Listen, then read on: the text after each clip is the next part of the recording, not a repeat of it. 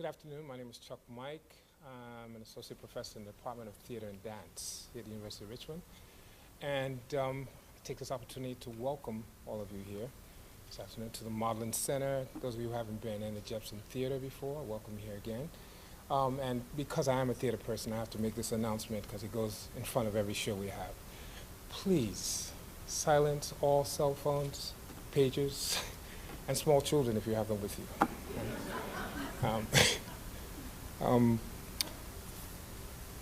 This is a pretty symbolic setting that you have here. We have a show that's currently running here in the Modeling Center. So it's called The African Company Presents Richard III. It's about a little-known African-American theater company that existed in 1821, New York, before Lincoln freed the slaves. Just about maybe close to 50 years of America being born. This company produced Shakespeare, and they did it very well. And as a result, came into conflict with the uptown white established company that was importing British actors and the like, and produced Shakespeare. So when this company produced Richard III, the uptown company was also producing Richard III. They tried to buy him out, they couldn't. They closed him down and put him in jail. What happened to them when they got in jail, they realized that they had their own material that they could do. And so they began to do works from their own indigenous background. This company became the first real American theater company. They did works from the Caribbean, they did works which were Native American works, they did works from the immigrant population, and they thrived both financially and artistically as a result of it. What you see behind you is a set, which I think is a very appropriate atmosphere for Dr. Moyo's talk today. And if these wings turned inward and you strip the cloth, what you would see is the hull of a slave ship. And the curtains in the back representing slave chains. Why am I telling you this? Again, as I said, it's an appropriate backdrop, but really I'm trying to plug the show. I want all of you to come. We run this weekend, Thursday, Friday, and Saturday at 7:30 p.m. right here in the space that you're in now. But for me, it's also an example of kind of dependency on others and their ideas without really looking keenly at the ones that belong to you. A more closer perspective that I have had with what our speaker refers to as dead aid is in my own experience. I grew up largely in Nigeria. I spent over 35 years of my life there and ran a company called Performance Studio Workshop in which we used theater as an agent for prompting change in the community. We did a lot of development work, specifically in areas of health and in governance. And we were funded heavily by the United States Agency for International Development, DFID, Department for International Development, it comes out of the UK. And as a result, we got what I think Dr. Moyo refers to as shock treatment when our funding was removed, when democracy came into play. So the money that we had for governance was removed. Why I say this is because we weren't prepared for that shock. Right? We put nothing in place to really get substantial funding elsewhere, and we're driven back to our whole, we were impoverished spiritually and economically, and we had to look around. But what that funding did do, and we observed, because it was easy money to get, we simply had to write a grant to pick it up. Because it was so easy to get, we lost sight of the significance of that money. And inside the organization, what happened from time to time, we had instances of corruption, we had some division amongst those of us who were there, and like I said, we were eventually driven to poverty. Our strategies for renewing it were to really put out some very concrete business strategies and to market what it was that we had, both to international sources and to those which were locally and across Africa. While our company is inactive today, we learned quite a few lessons in terms of how we could develop ourselves and become financially stable. There are two expressions which came out of that, which members of that company repeat today. One is Chinese, the other one is Yoruba. The first, Enibama Besenje, Sibire Yogun, simply means that when you dine with the devil, use a long spoon. Right? And that's not to say that development agencies are devils. It's just to say that when we do business with anyone, we should keep our eyes wide open. And the other is a Chinese proverb which simply says that it is better to teach a man to fish than to give him fish. Right? And having said that, I will turn over to Dean Perth to introduce. Welcome once again to the Marlin Center and to the lecture. Thank you.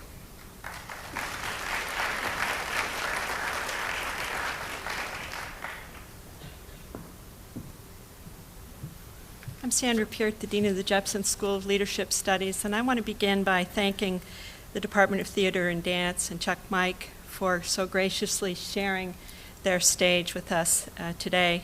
It's wonderful to be here.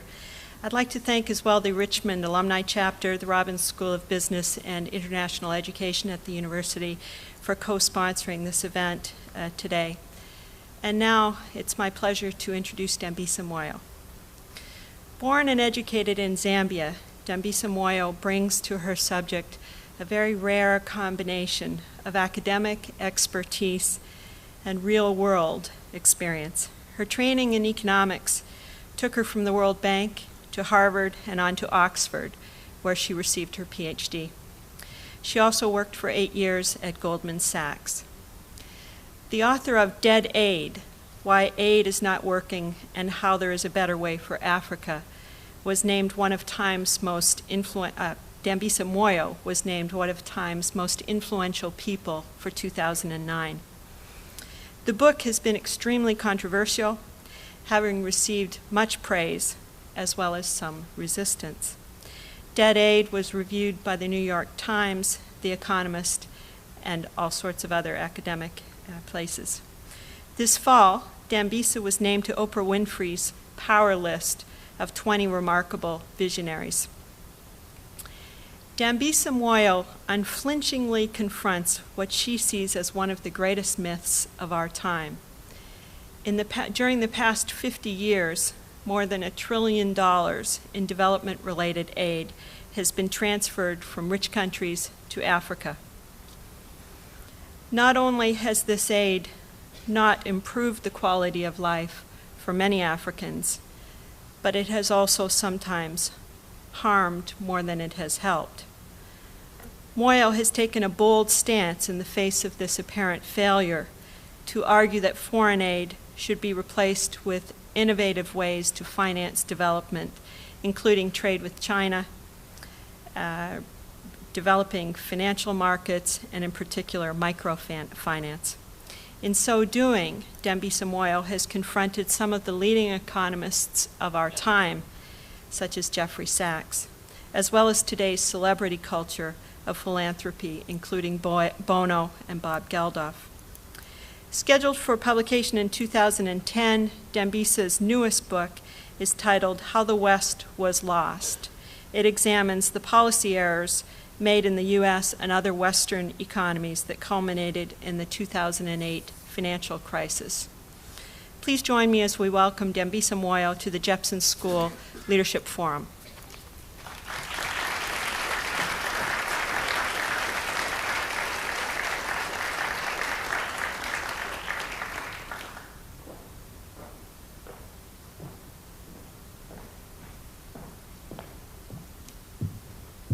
Good afternoon, and thank you so much for being here. I really appreciate it a lot, and I do not take it at all for granted, I must say. Having been raised in Africa, but also spent the better part of this year on the road and been pilloried, had tomatoes thrown at me, and actually a punch thrown at me as well in Toronto, I realized that one should not take for granted the opportunity to air their views, despite the case that sometimes they might not be that appealing. I'd like to start off first by saying a big thank you to Dean Peart, to Sue Robinson, who I haven't met yet, and to Shannon Best. I must tell you, it has been the most difficult and challenging endeavor to schedule my appearance here. Not because it's generally difficult. I must say this was a particularly challenging scheduling project that we had to do, and I really appreciate their tenacity and their focus in giving me the opportunity to be here. So thank you so much, wherever you are in the audience. What I thought I would do today is share with you first a little bit of the information and experience that I've had since my book came out in earlier this year in the spring. And from there, talk to you a little bit specifically about why it is that I believe that aid is not working, and in fact, it's contributing to a worsening of the poverty and economic situation across the African continent.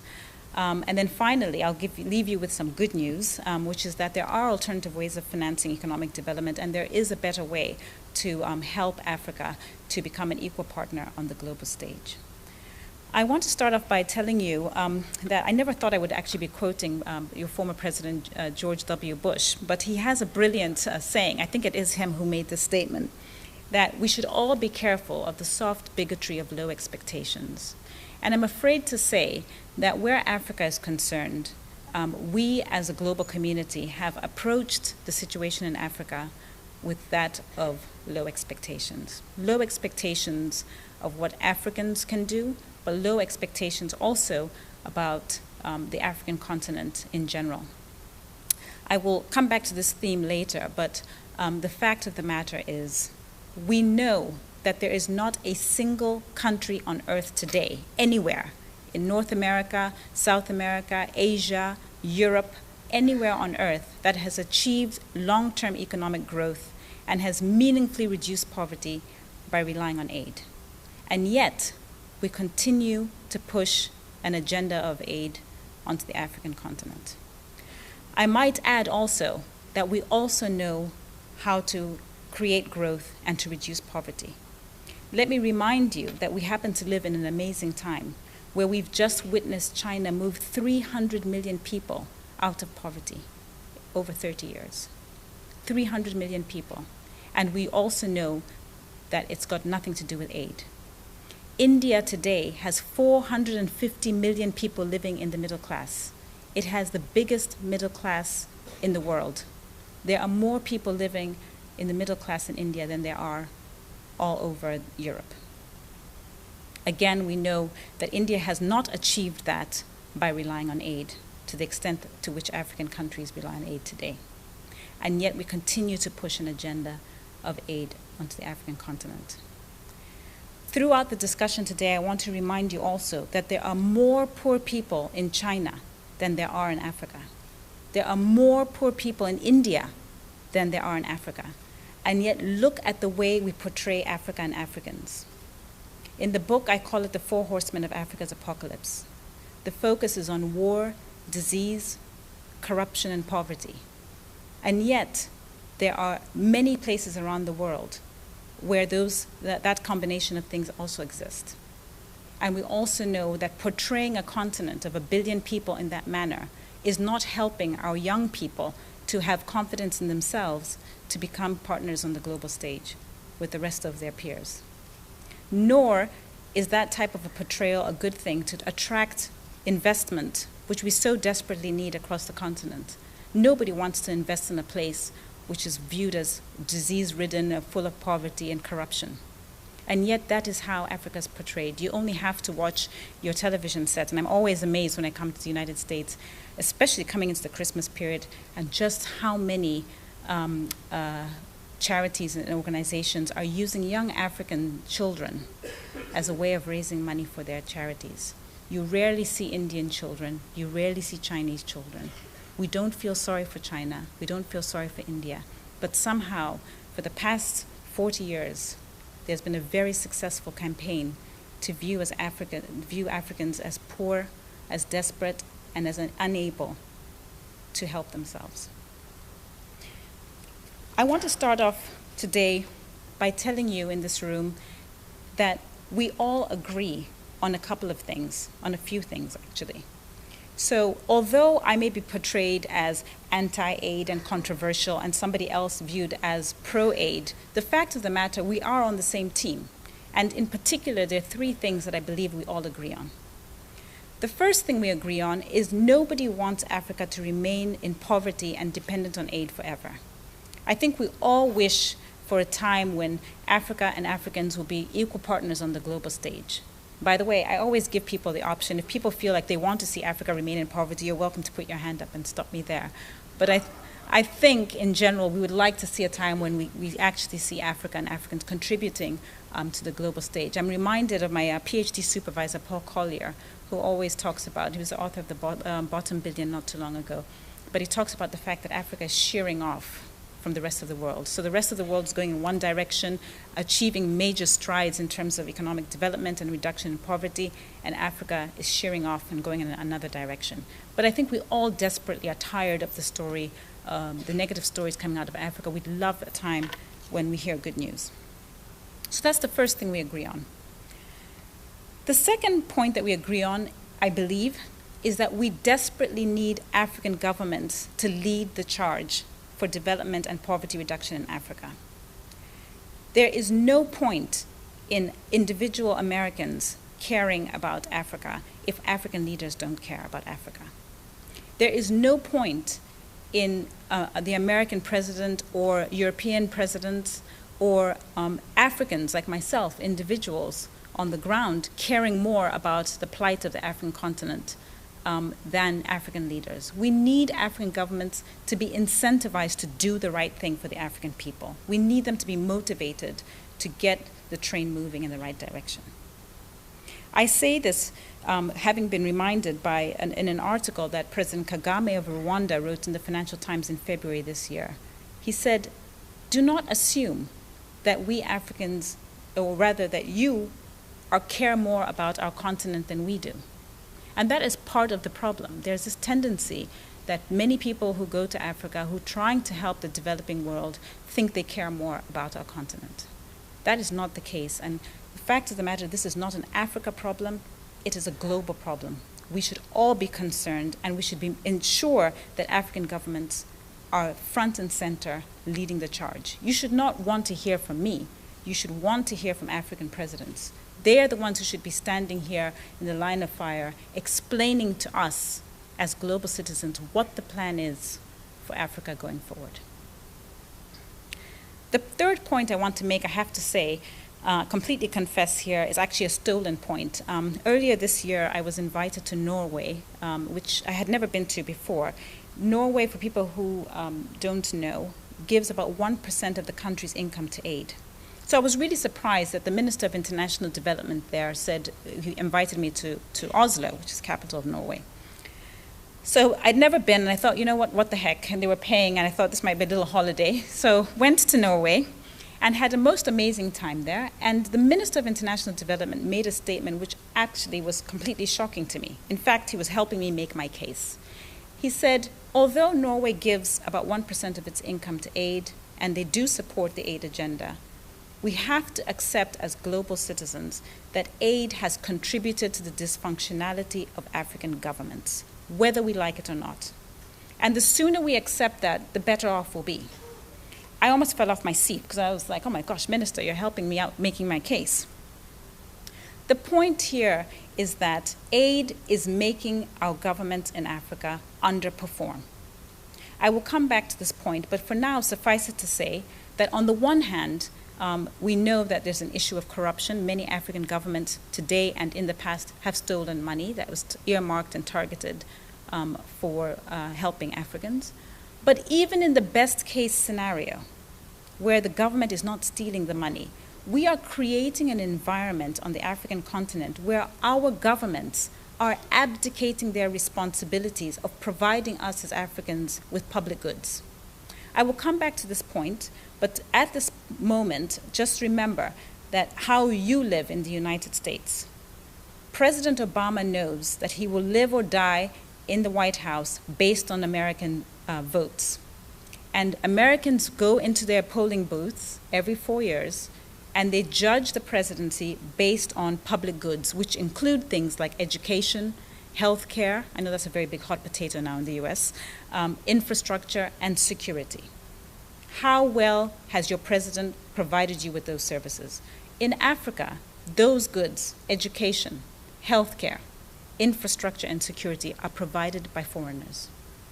I will come back to this point. It's a subtle point, but it goes to the heart of the matter, because you're asking us as Africans to go and elect our leaders.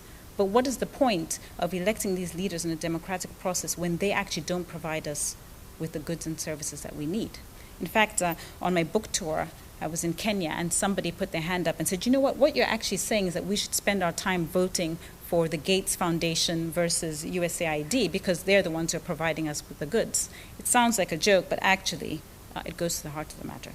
Anyway, at this point, let's just remember very quickly, nobody wants Africa to be dependent on aid and poor forever. The second point, we need African governments to be motivated. And the third point is that aid has contributed to the dysfunctionality of African leaders. I'm going to say a couple of other things before I launch into my vitriolic attack on why aid is not working. First of all, what is the definition of aid?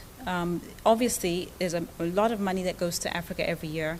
The current estimate is about $100 billion goes to Africa in the form of government-to-government transfers each year. In the book, I basically delineate aid into three categories. The first category is what I'd call humanitarian or emergency aid. So think of the type of response because of a Katrina or a flood in Mozambique or an earthquake in Iran or recently Indonesia, the tsunami that was there or the one that we had in 2004. I believe that there's a moral imperative for us as human beings to act when that kind of tragedy happens, regardless of where it is. So my book is not a critique of emergency aid. The second type of aid is what I would call NGO or charitable aid. So this is sort of giving $10 to build a well in Zambia, which is my home country, or giving $20 for a girl to go to school in Kenya, or so on and so forth.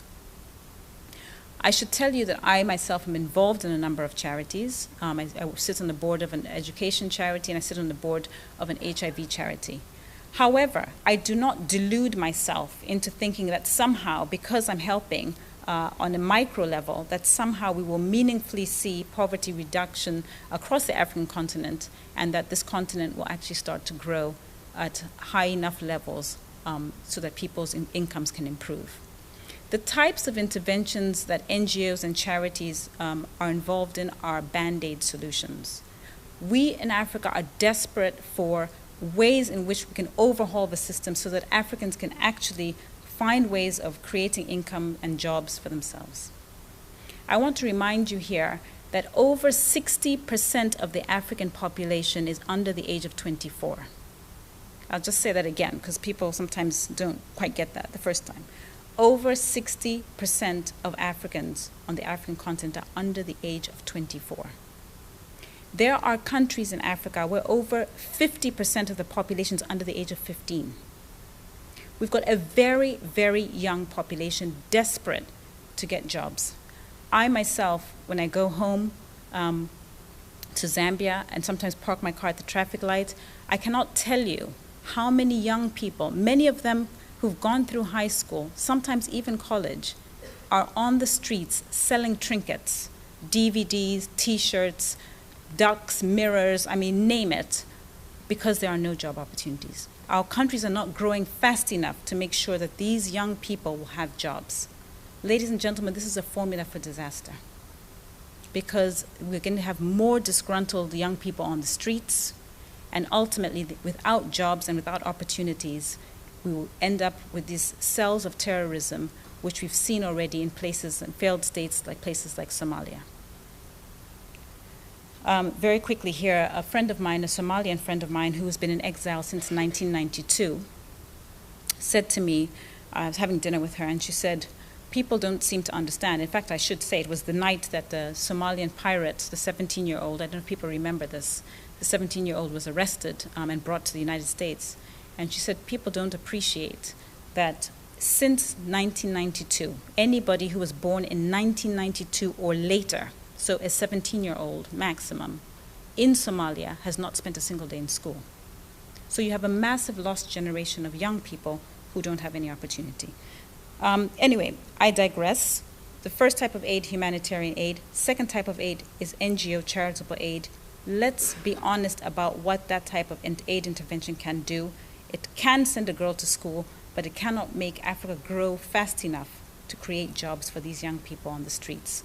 I should also just point out here that the UN, the United Nations, has an estimate of about 7%. Africa needs to grow at 7% a year to meaningfully put a dent in poverty, to create enough jobs so that we see a poverty reduction.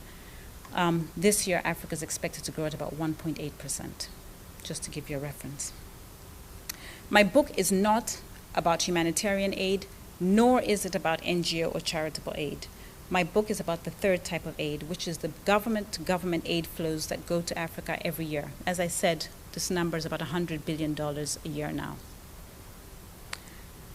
It is this type of aid which has been going on for the last 60 years. There's about $1 trillion of that type of aid that has gone to Africa. That is about $100 for every man, woman, and child on earth today. And since the arrival of that aid, we have seen steadily Africa's growth prospects decline. Our incomes have worsened in the past 40 years. And just to give you a picture, in the 1970s, 10% of Africans lived on less than $1 a day. It's less than $1 a day, living on $30 a month.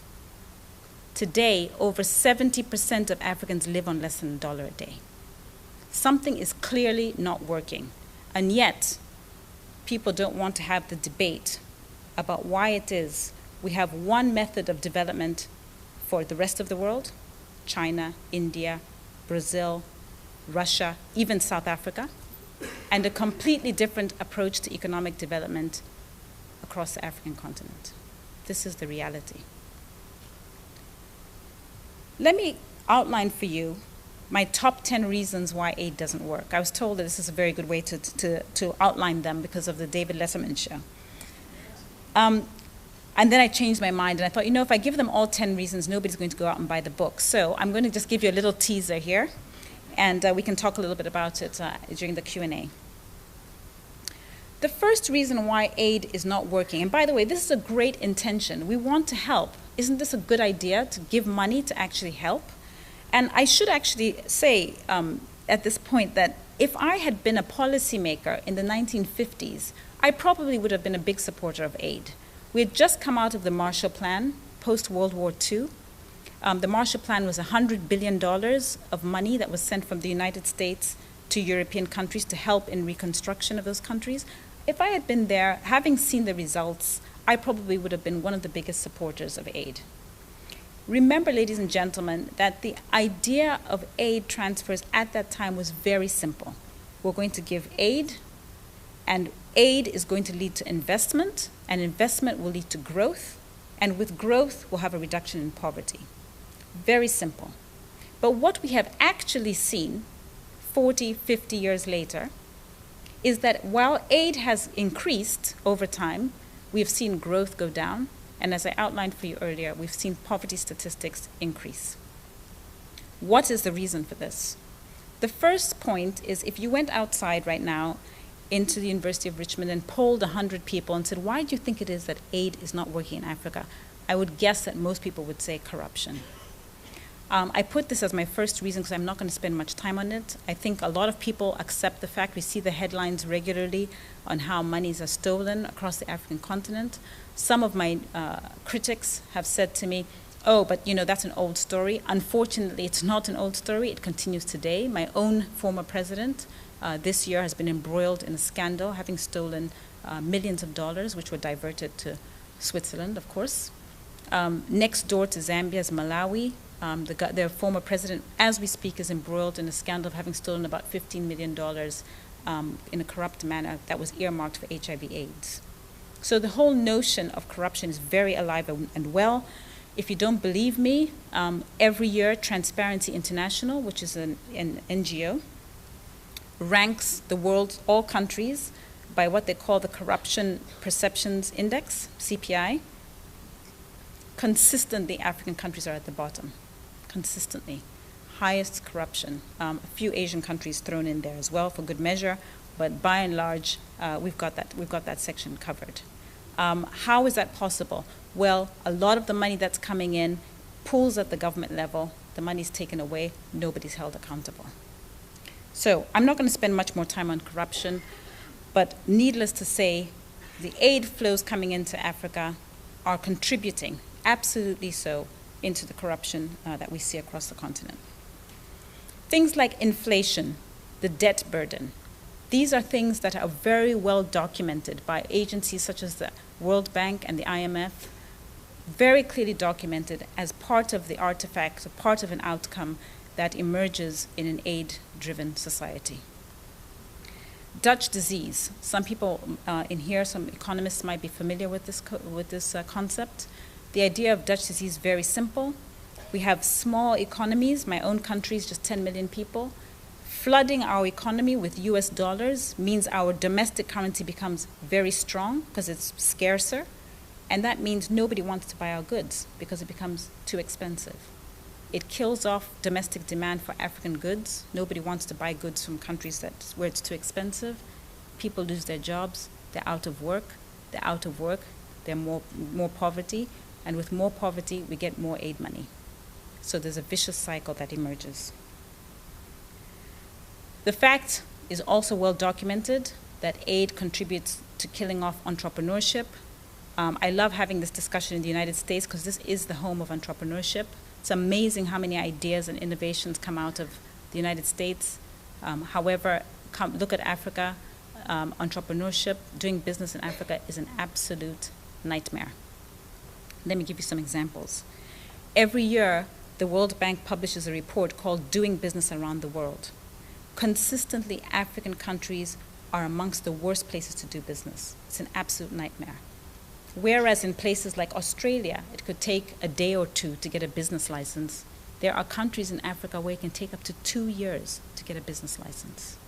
Does that sound to you like our governments are interested in creating jobs, in creating a system for opportunities and entrepreneurship? It doesn't to me. And the reason is the governments do not rely on tax revenues to stay in office. They rely on aid. There's also a growing literature that links aid to civil wars and civil unrest. I don't know if people know this, but this year alone, Africa has about 53 countries. This year alone, we've had 4 coups d'etats.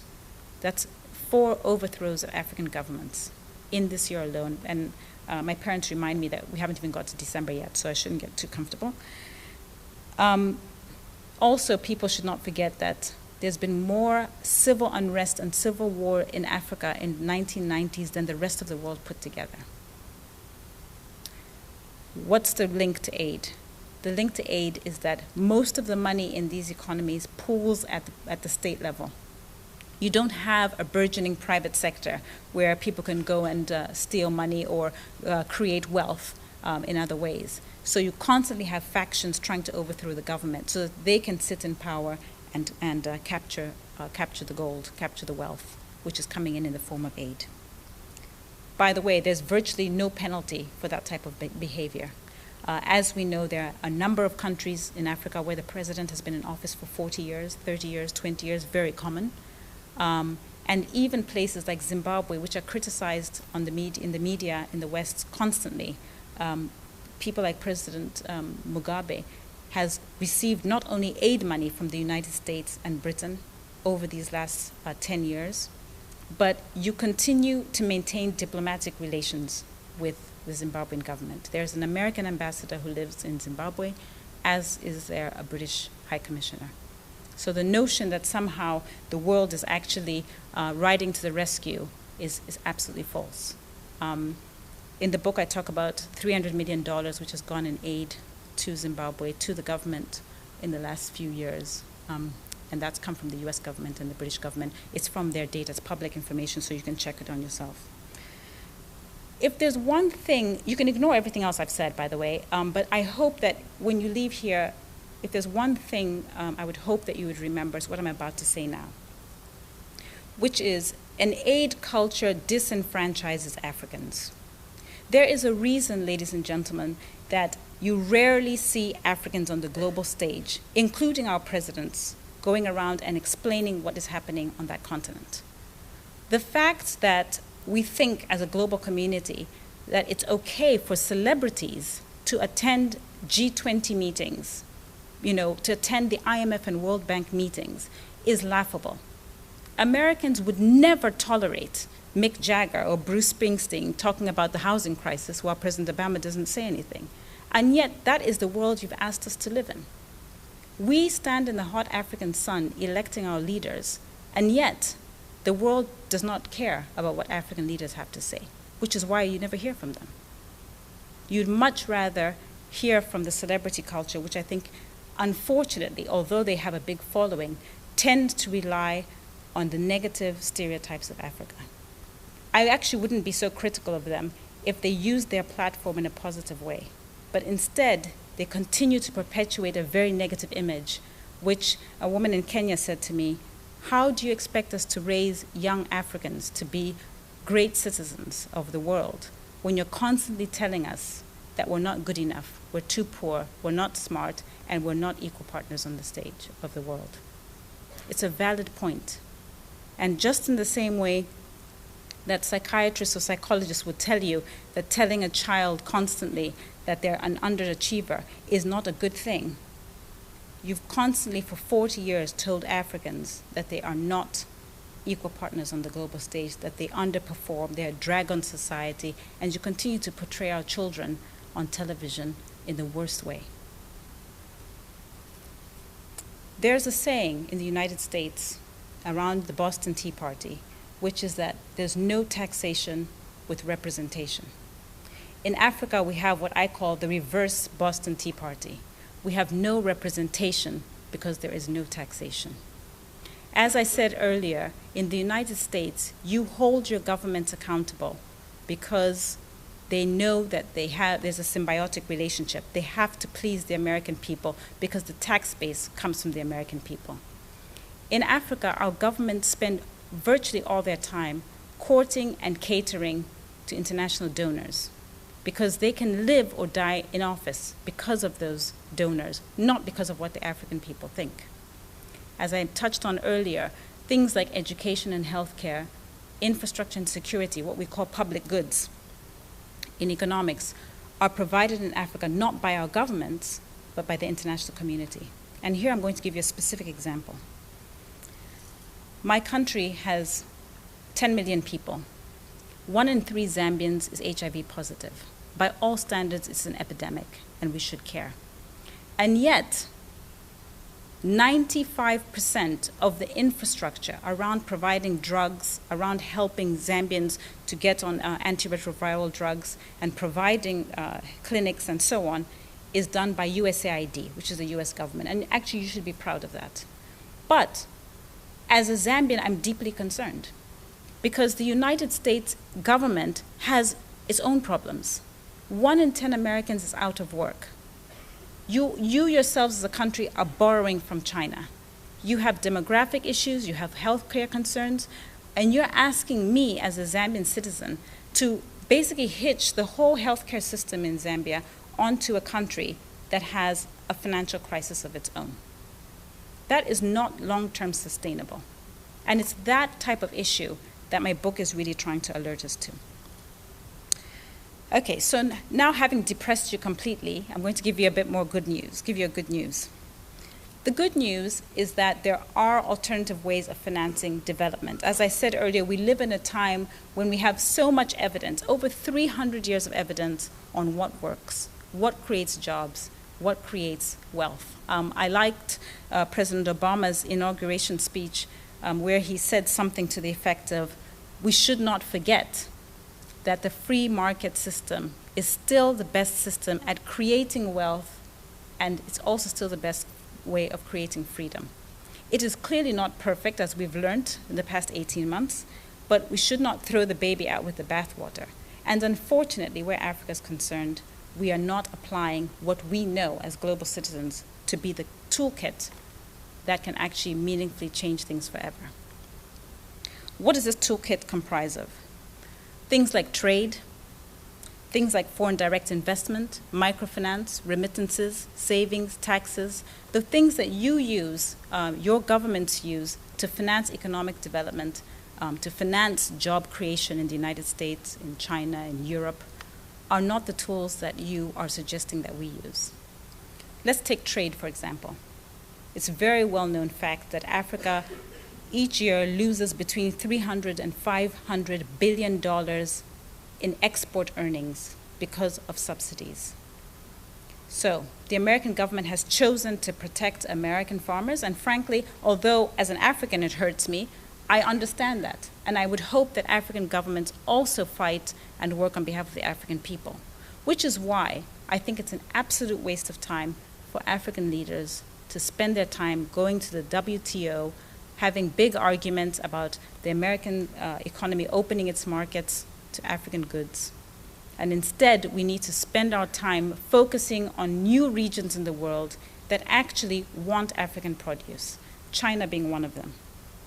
There are about 1.3 billion people in China, 7% arable land. China desperately needs food. That's a great opportunity for Africa to sell food into that market instead of spending our time trying to get into the US. Foreign direct investment, as I mentioned earlier, doing business in Africa can be a nightmare. And here I'll give you a quick example. I went to Rwanda, Kenya, and Tanzania, which are 3 countries very near each other in Africa. I needed to get 3 visas and to change my currency 3 times. Again, this does not sound like a formula for investment to me. As an African, I was already put off. If I'm an international investor who's looking to put money to work in these countries, I would definitely be put off. The notion of regional integration is well established here in the United States, but also in Europe. And yet, we know theoretically that this works, but as a practical matter, we're not seeing enough of that. I don't want to take up too much time. I just want to say 2 other things. One is with respect to what should we do with the aid system. In the book, I propose a phasing out period. Part of the problem is that African governments view aid as permanent income. They think aid will always be there. And in fact, they're encouraged to think that. Oh, here you go, don't worry about anything because aid will always be there. In fact, somebody in New York said to me, this kind of sounds like a teenager who's lying on the couch, and every month you say, listen, you gotta go and get a job. And he's like, yeah. And then the next month you're like, you still haven't got off the couch, you've gotta go and get a job. It's kind of like that. We need some tough love so that we can see African governments emerge into equal partners, as I keep saying, in the global stage. So how do we do that? My recommendation is actually to have an explicit and transparent policy where we say that in a certain period of time, aid will start to decline. It's actually already happening, fortunately for me, but unfortunately for many people, ipso facto, because of the financial crisis. Western governments are shrinking their budgets. They're not giving out as much aid as they have in the past.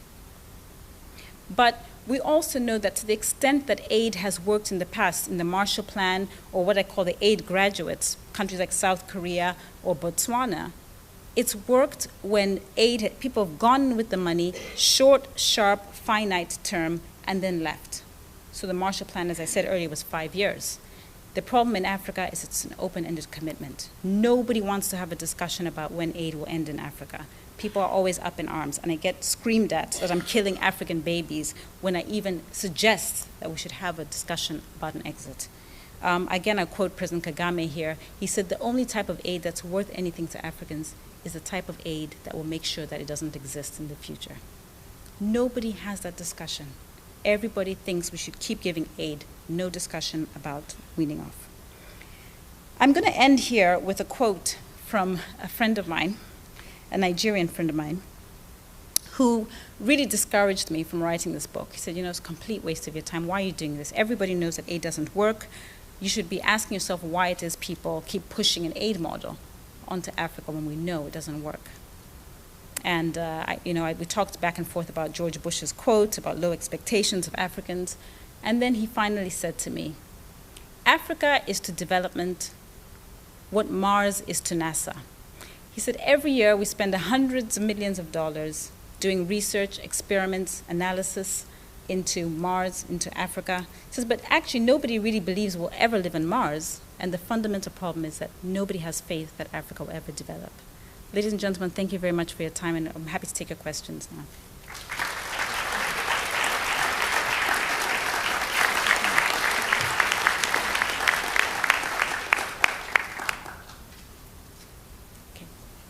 No questions? Oh, good. Okay. You've been my hero since I chanced to catch you on Charlie Rose. All right. So I'm totally... Thank you. Isn't there another elephant in the room? There are people people who are benefiting by being able to control those There's a microphone governments. The people who can, I don't think it's on. Okay. The people who can control those governments, they don't want the African presidents to speak. Isn't there another book that needs to be written? Basically, the colonial powers did exactly what they want. Africa is a patchwork of little countries, and maybe we need a dosage of a Patrice Lumumba to have finally regional cooperation. Isn't that the only way out? Your country is about the size of Virginia. That's part of the problem. I mean, Zambia, my country, as I said, 10 million people. I mean, frankly, who cares? But the region of Southern Africa is 200 million people. Obviously, then it starts to sound a bit more interesting. But we are fragmented. But you know what? I think African governments and Africans have been given a free pass a bit too long. There are other countries on this earth that have been colonized. India is a classic example of this. Nobody even dares talk about India's colonialization because they moved on. And I really despise this whole conversation about colonialism because I have no idea when we're allowed to stop discussing it. You know, in 300 years' time, is that when we're going to say, you know what, okay, now I think we've kind of worn the colonialism argument. It's time for us to kind of pull it together. I know it might sound a bit simplistic, but, you know, we have an emergency here. We have too many young people, not enough jobs. We need to do the right thing. And I think it really is incumbent on Africans and African leaders to say, you know what, we've had enough. And we're seeing that. South Africa and Botswana vote with their feet. They don't take aid. Ghana issued a bond in the international capital markets, 2007. Gabon issued a bond in the capital market in 2007. You know, there are 15 countries in Africa now that have credit ratings. They're constantly told by the international community, don't issue a bond, you know, you're not ready. This week, actually, I've just published an article in The Economist magazine talking about exactly this very point. Why should African governments not issue debt in the capital markets? They absolutely should. It is a transparent way of investors and us as Africans to say, you know what, my government scorecard sucks. You know, they're not doing what they're supposed to do. Where are my public goods? They'll get penalized. They have to perform. But that is something that African governments, you know, we would hope that they would do that, do the right thing anyway. But I think for us to sit back and say, well, actually, it's a colonial trick, I think we have more power than we let on. And unfortunately, I think that that's where the issue is. I see a hand there, behind you. Oh, sorry. Well, you're obviously brilliant. You're obviously a very good speaker. You're very personable, and I've enjoyed listening to you. But I think you're letting other people off the hook, and I agree with my friend Dan Smith. One of the things you haven't mentioned is private enterprise. Scratch any war in Africa, and you find a white company behind it, a mining company, an oil company, and it is not necessarily the fault of the African presidents that we are manipulating Africa in this way. AID has done a lot of good work. I used to work for USAID. Also, a lot of stuff that AID does is very bad. I think that if aid was delivered in a coherent way, through strengthening civil society, for example, if aid every single year for the next 25 years paid all the teachers a decent salary instead of manipulating governments, then aid could actually have a good function. Africa is still suffering from the colonial inheritance. It is still under the economic dominance of those like my ancestors who colonized it. And I think you're letting people off the hook. Just a couple points here. First of all, just to be clear, I'm not saying that the whole of Africa's underdevelopment is because of aid. The reason why this book is called Dead Aid and not Dead Private Capital is because aid is a deliberate policy. We sit in air-conditioned offices in Washington or London and say, oh, you know what, we're going to give more aid to Africa. The idea that oil is a problem, I do talk about that, the oil curse, and that's, again, very well established in the literature. But remember, you either have oil or you don't. And there are some of the features of corruption and Dutch disease that I talked about, inflation, are things that you do see in oil-dependent countries such as Nigeria, for example.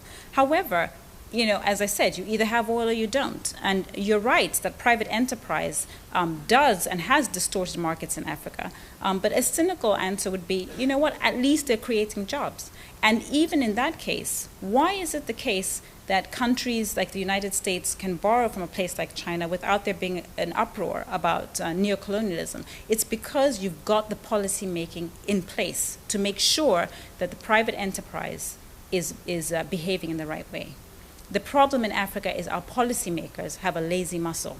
They're sitting back, relaxed, and they do allow people to come into the African continent and to rape and pillage. That is not the responsibility of the international community. It's the responsibility of Africans to stand up and say, you know what, we've had enough of this. And you do see that. Classic example is the Chinese in Africa, which I'm sure we'll get to in more ways. But the point is we're trying to create societies that mimic your own. Yes, we need civil society. Yes, we need democracy. But to shoehorn it into Africa is not going to create the sort of societies that help us to hold our governments accountable. There's a reason today why I think we have these patchwork democracies in Africa, in Zimbabwe and in Kenya. The international community is allowing the opposition in these countries to be subsumed into government, and they're silencing the opposition. Why is that the case? Why is democracy not working in these countries? Well, I believe it's because you don't have a critical mass of middle class in these countries. We're not going to get civil society until it grows organically. I don't have to remind us that Iraq and Afghanistan are two classic examples of the way in which shoehorning democracy can be detrimental. You need to create the economic conditions so that people themselves in these countries feel like they have a vested interest in their societies. Then you get the civil society, then you have people holding the government accountable, and then you get the private enterprise behaving in the way that they should be behaving. I'll just give a quick example of Kenya in 2007 December, when they had they had clashes after the elections there. I strongly believe that those clashes would have been much more protracted had economic development had not started to set in. In other words, if people did not have a vested interest in seeing the economy function, you would have seen a civil war in that country. But what has started to happen is people started to get economically committed to their country. They wanted to see their children have infrastructure and get jobs and so on, much like the rest of the world. And that is why people said, you know what, we're not going to get into a big civil war in this country. But the reason why a lot of African countries end up as failed states or collapsed societies is because most people have nothing to lose. It sounds quite fatalistic, but I was just reading a report about the number of young Africans that contract HIV/AIDS after high school. While they're in high school, they believe the future is there for them, so they're using protection. Immediately they get out of school, the use of condoms declines and the incidence and prevalence of HIV/AIDS shoots up. Why? There's nothing there for them. No jobs, no opportunities, no long-term prospects. It's that type of psychology we need to get past. We need to build a civil society, absolutely. We all want to be in free, fair societies, but you're not going to be able to get there until we have a critical mass of Africans who can hold our government accountable. I see a hand in the back there, sorry.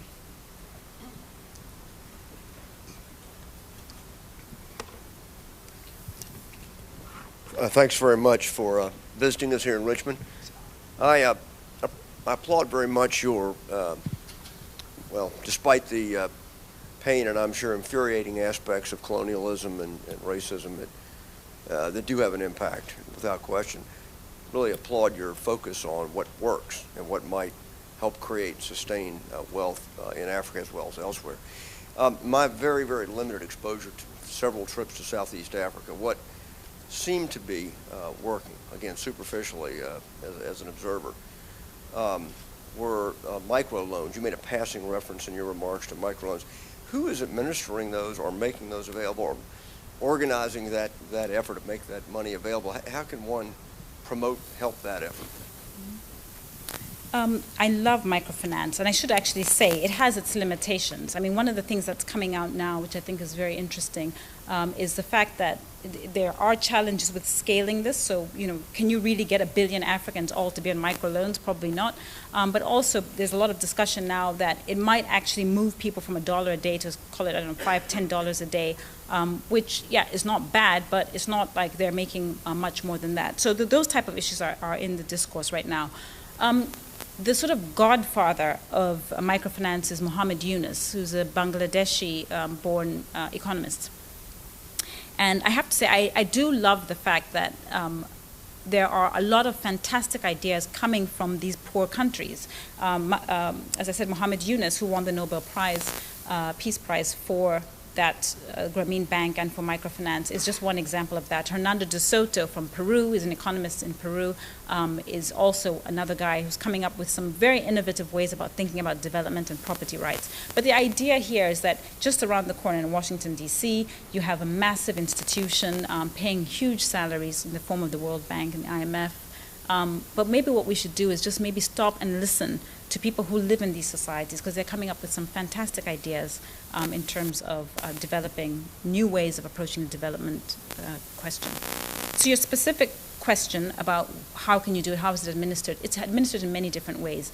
My own experience, and I actually lend to a number of microfinance institutions, I've tended to do it through private entities. I will tell you that certainly in Zambia, most of the most successful microfinance institutions tend to be private entities. There's a whole big debate, is it loan sharking? It's not. It's regulated by our central bank government, central bank, which I guess is like the Fed here.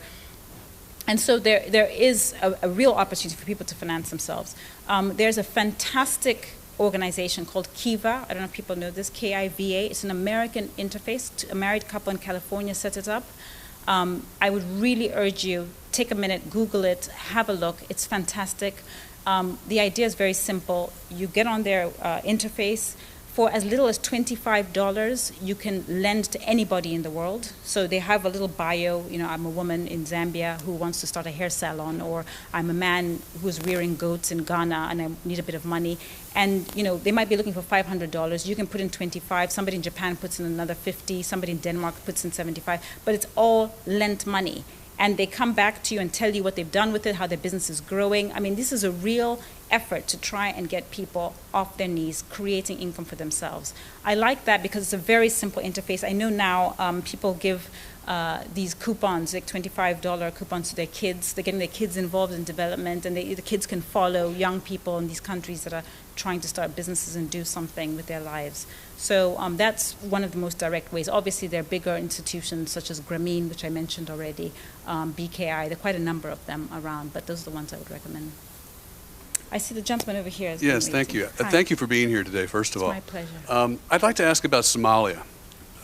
Somalia, unless my assumption is wrong, gets virtually nothing in aid at this point. Mm-hmm. And as such, is it a useful learning place for what an African country can do given no aid, basically starting from scratch?